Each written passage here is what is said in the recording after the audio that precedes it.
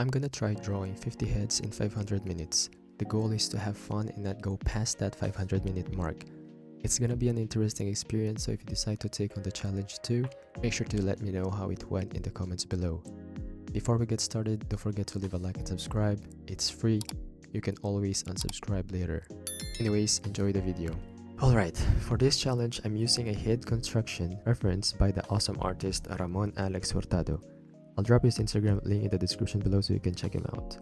This reference will really help me with drawing the heads, especially when I need to adjust the proportions and understand the planes of the face. Using reference isn't cheating, so make sure to do the same if you want to improve your drawing skills in general. For the first 10 heads, I'm going to age the character as I draw him. For this one, he's just 1-year-old baby, but the next one will be 10, then 20, then 30, and so on.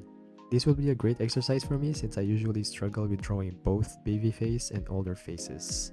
This next drawing, I'm naming this little kid Bran. He just turned 10 years old. I'm adding a bit of narrative to each drawing to make things more fun and interesting.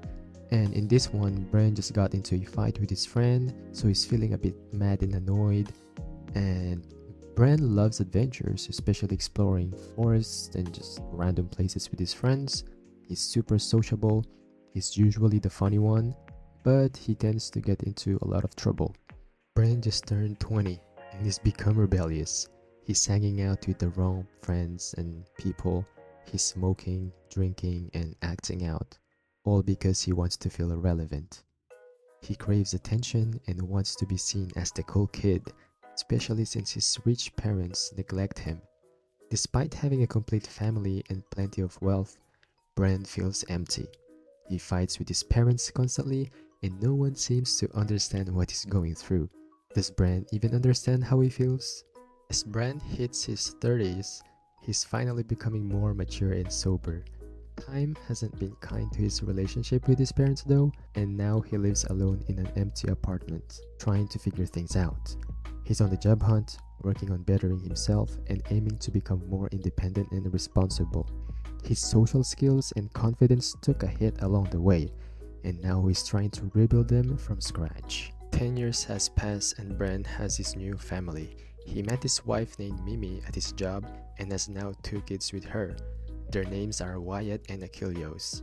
Right now, he's very content with his life and is trying to become the best dad for his children. He drinks sometimes, but that's just for fun now.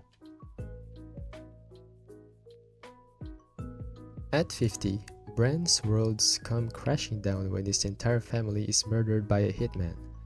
The why and who behind it remain a mystery, but one thing is clear, Bran is devastated. The family he loved and cherished, the people who meant everything to him, are suddenly gone. His life feels meaningless now. With nothing left to lose, Bran is consumed by a single relentless thought. He will find the person responsible and he will make them pay for taking away everything he had. 10 years later, Bran has become everything he once hated, a hitman. He kills for a living, all while searching for the person who murdered his family. Over time, he's become infamous as the world's oldest hitman. Despite his age, people are shocked by his strength and speed. He cheats death time and time again, always slipping away from the most dangerous situations. No one can kill him, and this is what we call plot armor. Bran is now 70. Despite his tenacity and his unwavering determination to find the killer, his body is starting to get weak. His legs don't work like they used to before. His waist is not wasting anymore, and it's pretty much a skill issue now. But Bran found the killer and finally took revenge on his family. He's become crazy though, some would say, mentally unwell, and he needs some milk. Look at that face. He really needs some milk. Bran just turned 80. He's lying on the wooden floor of his house. He's still able to hear the faint sound of his children's footsteps and his wife watching TV. A wave of melancholy washes over him as he smiles, despite everything that's happened. Today, he realizes something. Revenge felt good, but it wasn't worth it. He's turned his life into a nightmare. His vision and hearing have deteriorated and he physically cannot cry anymore. But despite all that, he still smiles. I'm not gonna narrate this last drawing anymore because I'm drawing his dead body in a suit, to have a callback on the baby version of him. This was very fun to record. I had fun kind of writing the character. I was laughing my butt off when writing some parts, but yeah, it was a fun experience and I learned a lot of stuff with how to draw heads from a certain angle and also the proportion of the face when he gets old. So yeah. For the next 5 heads, I'm speed running different types of races. The first one is a female ogre warrior. Now, I'll be honest with you, these next 5 drawings aren't going to be anything spectacular. I got a little lazy after doing the 10 heads with different ages, so I didn't really bother with a variety of expression for these. But I promise, the future ones will be more interesting and hopefully more fun to watch.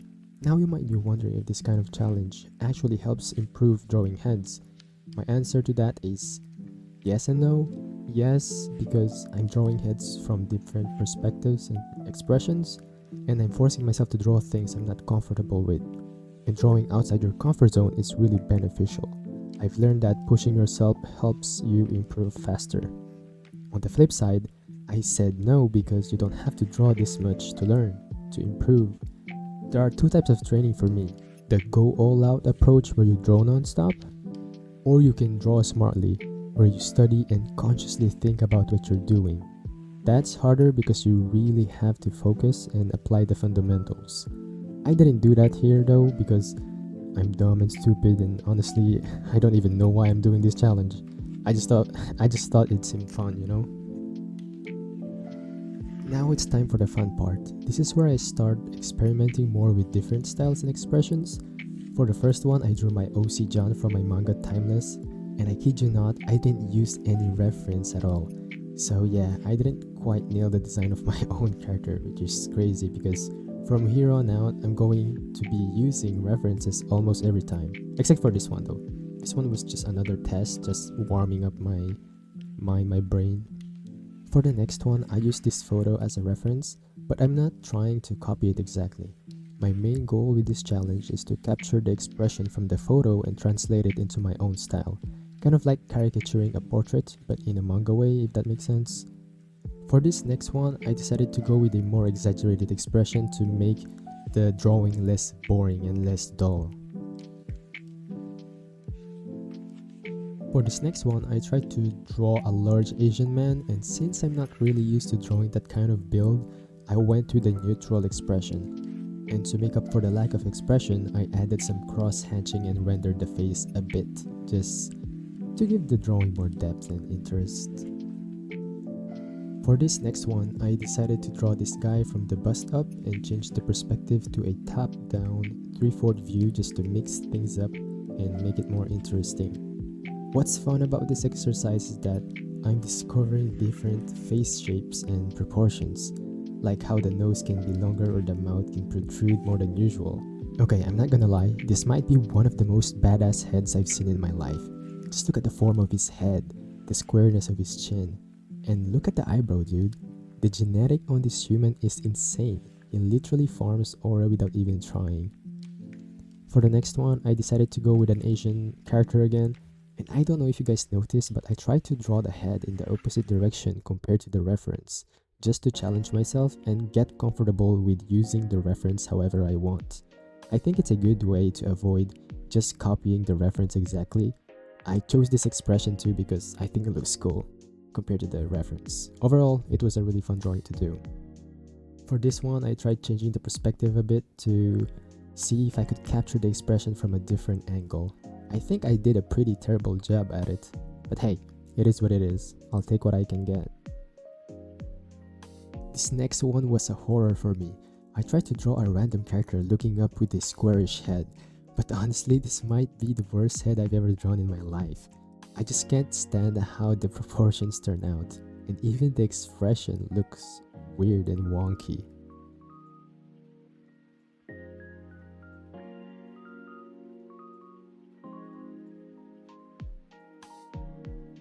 Okay, hear me out. I said I wouldn't copy a reference one-to-one, but this one is an exception.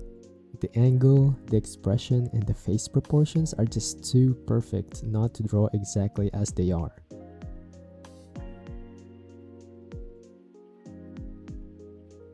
Okay, I tried looking for the reference that I took for this one, but I couldn't find it, so I'm very sorry.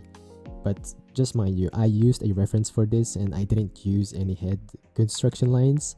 I just winged it because I got very tired and I was frustrated.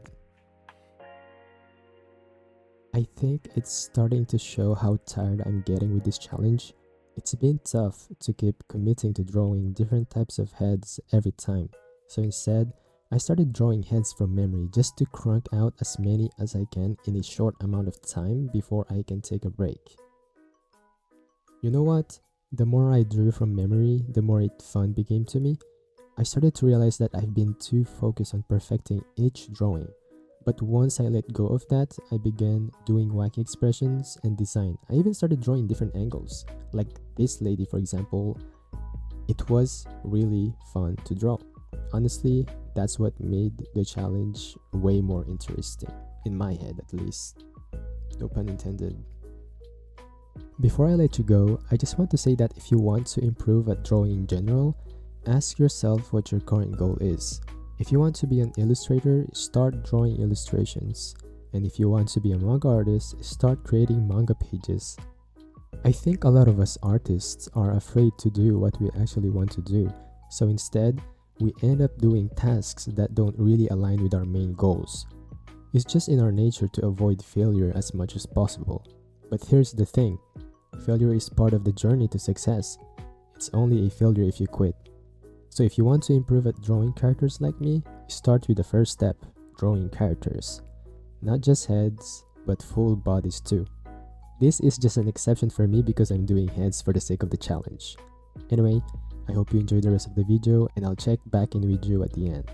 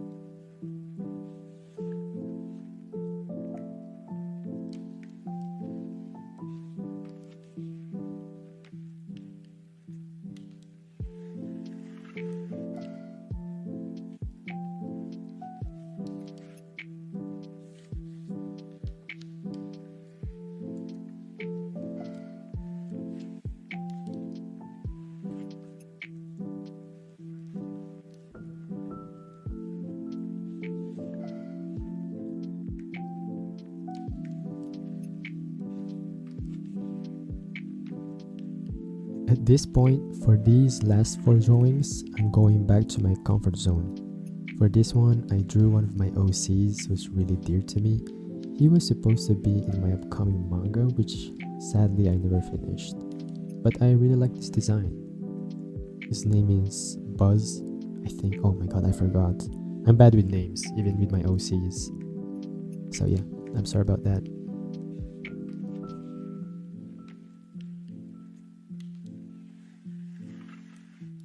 The same goes for the next character. Her name is Dawn and she's super badass. One of my favorite OCs, mostly because of her backstory and her character design. She was supposed to be in one of my one-shots with a steampunk theme.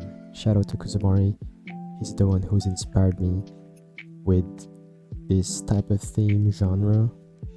If you guys don't know him, he's my main inspiration. And yeah, go check him out. For the second to the last drawing, I went with the haiku style. By this point, I was at the 400-minute mark, and honestly, I was really tired. I just wanted the challenge to end. I knew I still had 100 minutes left, and I could have drawn more than 50 heads, but I decided to stop at 50 since it's the perfect number for the challenge. We're finally at the last drawing. I decided to go for a simple manga self-portrait. If you guys made it till the end, I really thank you for watching the whole video. It means a lot, and if you had any fun, make sure to leave a like again and feel free to comment with any suggestions for what you want to see me do next. You can support me on Patreon, link at the top of the description below. It will really help me pump these videos out more often. Again, thanks a lot for sticking till the end. It was a very fun challenge. I wish you all the best and keep sketching.